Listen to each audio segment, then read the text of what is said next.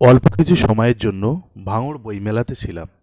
হ্যাঁ দর্শক, একেবারে দুপুরের দিকে একেবারে অল্প সময়ের জন্য ভাঙড় বইমেলাতে ছিলাম। ভাঙড় বইমেলা সম্ভবত এবার ৭ম বইমেলা। হ্যাঁ, এটা দেখে আপনাকে বইমেলা নাও মনে হতে পারে, এটা বইমেলা। এটাকে দেখে সাধারণ অন্য কোনো মেলা আপনার মনে হতে পারে, কিন্তু আপনাকে বইমেলা আমি দেখাবো পাশেই।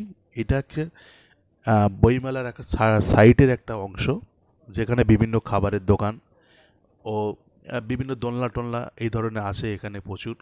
আহ, মানুষ এখানে আছে। এবং বেসিক্যালি যদি বেচাকেনার দিকের কথা বলেন যে বই বেশি বিক্রি হচ্ছে না ফুচকা বেশি বিক্রি হচ্ছে, তো সেক্ষেত্রে আমি বলবো এখানে ফুচকা বইয়ের থেকে অনেক গুণ বেশি গুণে বিক্রি হচ্ছে।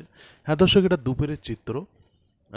নর্মালি ভাঙড় বইমেলা নিয়ে অনেকেই অনেক রকম কথাবার্তা বলছে, সেটা আমরা সোশ্যাল মিডিয়াতে দেখছি। তো ভাঙড়ে একটা বইমেলাটা আশা করি এটা সুন্দরভাবে হয়, এবং এবারও হচ্ছে, এবং আগামীতে আরও ভালো হবে। তো এখানে এই যে বইয়ের স্টলগুলো আপনাদেরকে দেখাচ্ছি, এখানে সেইভাবে বইয়ের স্টল এখানে নেই।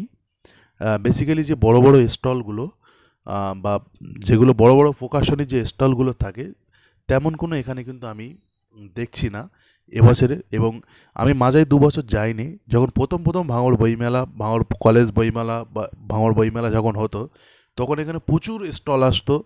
তো সাধারণত এখানে বইয়ের বিক্রি বেচাকেনার হার কম থাকার কারণেই কিন্তু স্টলগুলো আসছে না।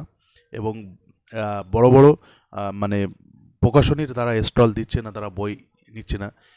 সত্যি বলতে যেটা, যে আসলে বই এখানে বিক্রি কম, যেটার উদ্দেশ্য করে এখানে মেলা, সেই জিনিসটাই এখানে বিক্রি কম এবং বেচাকেনা কম। তার পাশাপাশি যে সাধারণ দোকান ভিড়, সেগুলি কিন্তু এখানে বেশি। তো যাই হোক, ভাঙড় বইমেলার চিত্র আমার মতে অনেক করুণ অবস্থা।